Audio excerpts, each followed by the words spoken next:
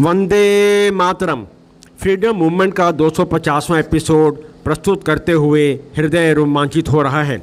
यहाँ तक का सफ़र तय करने में श्रोताओं का विशेष आभार प्रकट करते हैं। आप सबकी शुभकामनाओं आशीर्वाद से यह संभव हो पाया। असंख्य क्रांतिवीरों वीरांगनाओं पुण्य आत्माओं को हम भारतवासी चैनल बारंबार विनम्रतापूर्वक नमन करता है, श्रद्धा सुमन अर्पित करता है। सुन लो सागर की लहरों से संदेश बांकुरे वीरों का, फांसी के फंदों का जीवन, हथकड़ियों का जंजीरों का। 250वां एपिसोड समर्पित है क्रांतिवीरों को जिन्होंने अंडमान निकोबार में स्थित सेलुलर जेल में भारत माँ की स्वतंत्रता के लिए कठोर यातनाएं झेलीं, अपमानित हुए परंतु स्वाभिमान से समझौता नहीं किया और कितने ही गुमनाम क्रांतिवीर अंडमान की धरती में हमेशा के लिए समा गए। अंडमान में काला पानी की सज़ा का फरमान सुनाकर क्रूर ब्रिटिश साम्राज्य ने देश के प्रति समर्पित देशभक्तों क्रांतिवीरों को कठोर यातनाएं दी, जंजीरों से बांधा, पैरों में बेड़ियां डाली, अपमानित किया। यह दर्द भरी दास्तान एपिसोड 105 एवं 106 में प्रस्तुत कर चुके हैं। सेलुलर की मिट्टी कहती मुझसे महान भू और कौन, इतिहास शहीदों के देखो, सोचो कुछ क्षण हो शांत मौन, सोचो कुछ क्षण हो शांत मौन। काला पानी कारावास शब्द ही रोंगटे खड़े कर देता है, वह रूह कांपने लगती है। केवल कल्पना ही कर सकते हैं कि भारत माँ को दास्ता की बेड़ियों से मुक्त कराने के लिए क्रांतिवीरों को अत्यंत कठोर यातनाओं, अपमान, नारकीय जीवन जीने के लिए बाध्य किया गया। ब्रिटिश साम्राज्य से भारतीय क्रांतिवीरों को रोक पाना आसान नहीं था, क्योंकि प्रत्येक क्रांतिवीर जान हथेली पर लेकर क्रांतिकारी गतिविधियों को अंजाम तक पहुंचाते थे। क्योंकि यह संदेश 1857 के महासंग्राम में क्रांतिवीरों ने ब्रिटिश साम्राज्य की चूलें हिलाकर दे दिया था। अनेक ऐसे क्रांतिवीर थे जिन्होंने शान शौकत के जीवन को तिरस्कृत कर भारत माँ की आज़ादी के लिए समर्पित हो गए और अपना सब कुछ न्यौछावर कर दिया। अंडमान निकोबार द्वीप समूह में पोर्ट ब्लेयर में स्थित सेलुलर जेल क्रांतिवीरों की यातनाओं भरी ब्रिटिश क्रूरता की गवाही देता है, जहां मानवता का चीरहरण हुआ, भूख प्यास से तड़पाया गया, भरपेट भोजन से भी वंचित किया और भोजन भी इतने घटिया स्तर का कि उसे भोजन कहने में भी शर्म महसूस होती है। जो कि सभ्य समाज, मानवता के झंडा बरदार, मानवाधिकार के वाहक क्रूर ब्रिटिश साम्राज्य ने भारतीय क्रांतिवीरों के साथ किया। ऐतिहासिक पीपल का वृक्ष स्वतंत्रता आंदोलन और ब्रिटिश हुकूमत की क्रूरता का साक्षी मौन खड़ा है। सेलुलर जेल के मुख्य द्वार के सामने व फांसी घर के पास स्थित इस पीपल के वृक्ष ने न जाने कितने ही क्रांतिवीरों के साथ ब्रिटिश हुकूमत द्वारा की गई बर्बरता को देखा है। इनकी गाथा कौन कहे, इनके पौरुष गाएं कैसे, वाणी में इतनी शक्ति कहाँ, इतिहास बताएं कैसे। ब्रिटिश शासन ने साम दाम दंड भेद से 1857 के महासंग्राम को तो कुचल दिया, परंतु इतने भयभीत हो गए चुके थे, उन्हें रात की नींदें सताने लगी।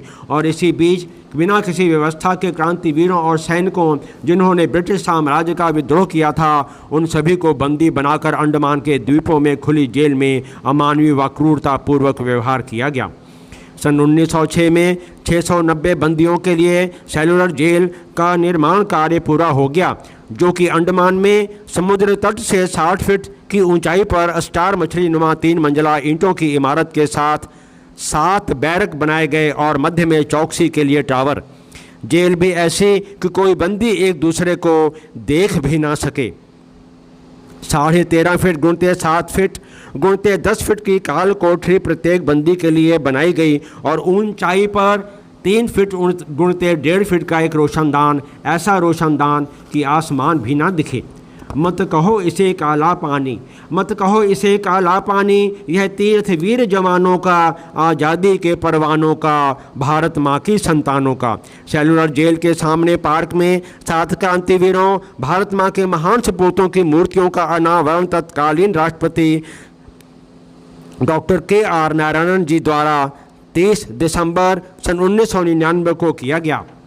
जो कि हमें प्रेरणा देती है, राष्ट्र के प्रति समर्पित होने का भाव जागृत करती हैं, राष्ट्र प्रेम का। ये सभी महान क्रांतिवीर बाबा भान सिंह, पंडित राम रखा, महावीर सिंह, मोहन किशोर नामदास, मोहित मोइत्रा, इंदु भूषण रॉय और वीर सावरकर जी।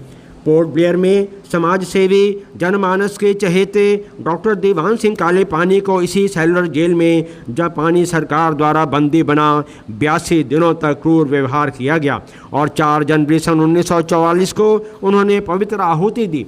16 वर्षीय क्रांतिवीर नन्ही गोपाल, जिन्हें क्रूर तानाशाह ब्रिटिश सरकार ने सेलुलर जेल में बंदी बनाया, 72 दिनों तक भूख हड़ताल कर पवित्र आहुति दी। वास्तव में सेलुलर जेल का एक तीर्थ है, जहां पहुंचने पर आंखें सजल हो जाती हैं और माथा बरबस झुक जाता है। क्रांतिवीरों की मधुर स्मृति में हृदय द्रवित हो उठता है, उनके द्वारा झेली गई कठोर यातनाओं को याद कर। अनेक क्रांतिवीरों जिन्होंने सेलुलर जेल में ब्रिटिश साम्राज्य की बर्बरता को झेला था, 1947 के बाद उन सभी क्रांतिवीरों के अनवरत प्रयासों से देश की आज़ादी के 31 वर्षों के बाद इस पवित्र स्थान को 11 फरवरी सन 1979 को तत्कालीन प्रधानमंत्री मोरारजी देसाई द्वारा राष्ट्रीय स्मारक घोषित किया गया एवं 23 फरवरी सन 1985 को तत्कालीन राष्ट्रपति जानी जैल सिंह द्वारा 1857 के महासंग्राम के शहीदों, जिन्होंने काले पानी की दर्द भरी यातनाएं झेली, उन सभी की मधुर स्मृति में भी सेलुलर जेल में स्मारक स्थापित किया गया है। सेलुलर जेल में क्रांतिवीरों की मधुर स्मृति में निरंतर शहीद स्मारक में स्वतंत्र ज्योति प्रज्वलित रहती है। इस अवसर पर जगदम्बा प्रसाद मिश्र हितैषी जी की कविता याद आती है। शीर्षक है मातृशक्ति। बंदी बंदी ग्रह के बंदी, दुखों कष्टों की मारों में, बंदी बंदी ग्रह के बंदी, संकट के प्रबल प्रहारों में। बोलो बंदी बोलो इन लोहे पत्थर की दीवारों में, बोलो मेरे प्यारे बंदी जंजीरों की झंकारों में। इन बंदी ग्रह में बंदी होकर भी तुम हो इतने महान, इन बंदी ग्रह में बंदी होकर भी तुम हो इतने महान।